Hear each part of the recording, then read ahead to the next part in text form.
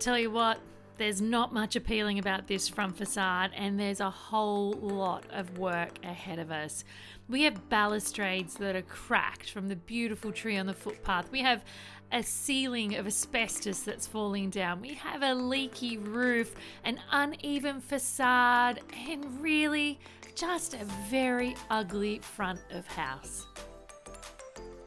So there's some work to be done, and the first stage is cutting sick with a sledgehammer. It is demo day. Cracked balustrades are going. Next is to even up the symmetry of this front facade. I want it to be balanced and beautiful, bringing back some of that symmetry of the heritage era.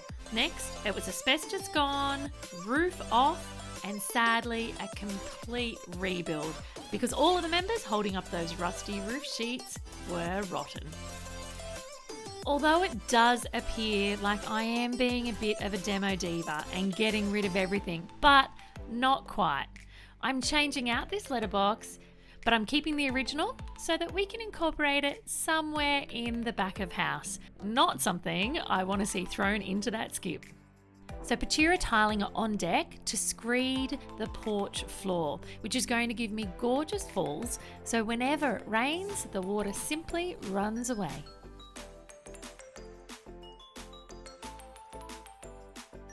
Whilst Andrew is tiling some more, I have the team from Cotton's Glass in to install this beautiful cast panel, custom colour front screen door. So I did use on the rest of the front facade with the French doors beautiful Invisigard doors in a white aluminium frame, but the front door called for something completely different and completely traditional. For security purposes, I needed the cast panel door to sit in front of my beautiful main front door. However, I didn't want it stealing the show, I wanted it adding to the show. So I've gone for a very custom look. Doors in, tiling begun, it is time to clad the front facade. First step for Team Ferris is to set up the string lines, batten the front facade, and then accept the delivery.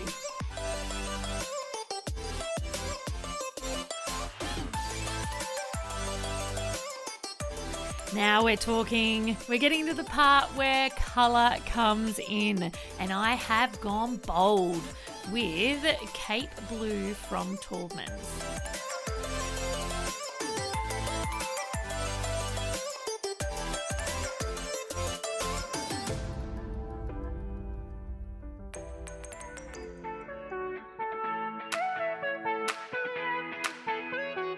Keeping it super simple for these balustrades and rails with a simple, clean and classic look, because there's enough sopranos in this front facade, we don't need to be going overboard. Now that you're up to speed on all the work that has passed, it is time to see the showstopper of all showstoppers in the floor tile. Andrew certainly has his work cut out for him with this. Not only does he have a different fall on either side of the front door, a non-square surface to work with, and a highly detailed pattern, he needs to get it all done super quick because there's only one door in and one door out at the moment, and I'm currently inside.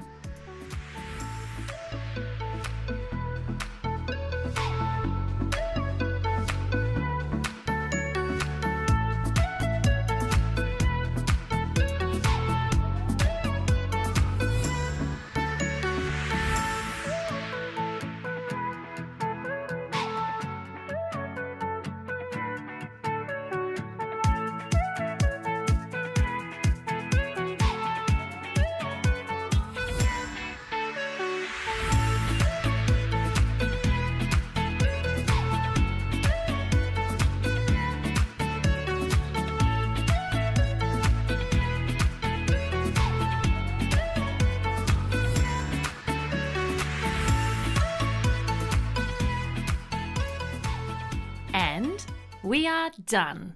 Are you ready to see the results?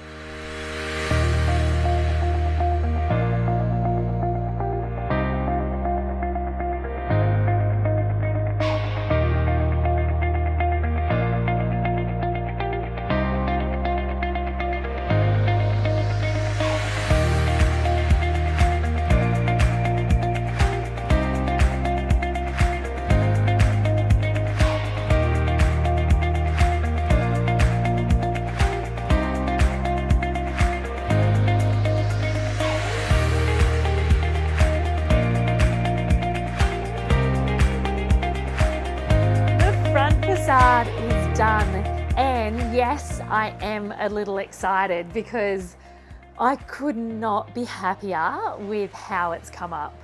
My favourite part? As an individual standout, I would have to say the tiles. The beautiful provincial Mallorca on the ground and the Tribeca white on all of the balustrades and the pillars. They are a true statement and definitely a labour of love for Andrew.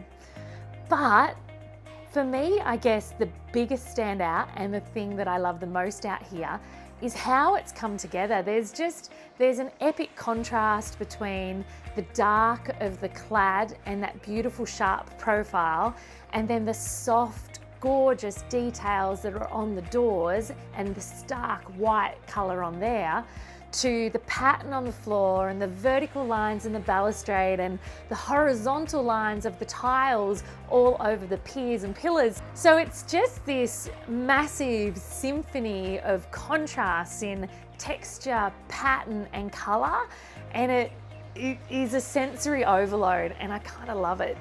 The hardest part? You've heard it all before on this beautiful 1880s reno. The hardest part was that everything was falling down and nothing was straight. Definitely the piers and the balustrades and the detailing on those was a real challenge for Pachira tiling. So Andrew worked so hard to be able to replicate the detailing in all the existing brickwork with the tiles. So that was a super challenge, but to be honest with you, it was all pretty hardcore. Something that certainly was a challenge out here was the fact that there were so many trades involved and so many different services, and we really had to work as a solid team because there were so many moving parts between what goes behind the gorgeous Balmoral cladding to the door hardware to making sure the fall was great on the floor to having the most beautiful custom cast panel screen door fitted. So there were so many different team members involved. So organisation on this one was a real challenge. If I could change anything about the front facade of this house, for me, it would definitely be the footpath. I unfortunately didn't have time to get permission to get the tree down and beautiful new ones replanted in its place. And I got news just before I started the front facade that the footpath is part of a much larger redevelopment. So that means I needed to get a beautiful finish for really low effort and really low money in, because it's all going to be ripped up within a matter of months. And that's why I went with the beautiful freeform gardens. I went with plants that I can easily take out and repot for elsewhere. And I went with this gorgeous decomposed granite that I got from my local Saddingtons. So it was so easy to lay, I didn't need a compactor, and it is a really serviceable cottage path. Team, that is it for the front facade. In fact, that is it for the front 4 rooms of this property. Now it is time to dive deep into the planning of the extension out the back. So keep your eye out over the next couple of weeks, because you will get full behind the scenes with me doing the planning and design of the extension, the kitchens, the bathrooms, and all the behind the scenes conversations between me and Team Ferris.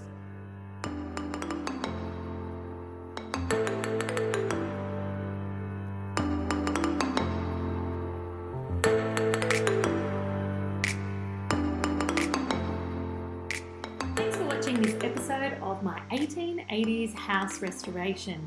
If you'd like to know more about Carrington House, see other rooms we've done or will be doing, check out the products that we've used, our trade and supplier team, as well as get all the behind the scenes footage and all the specifications, colours and finishes I've chosen for every space, then head on over to my website, naomifindlay.com/Carrington House, and everything you need will be right there.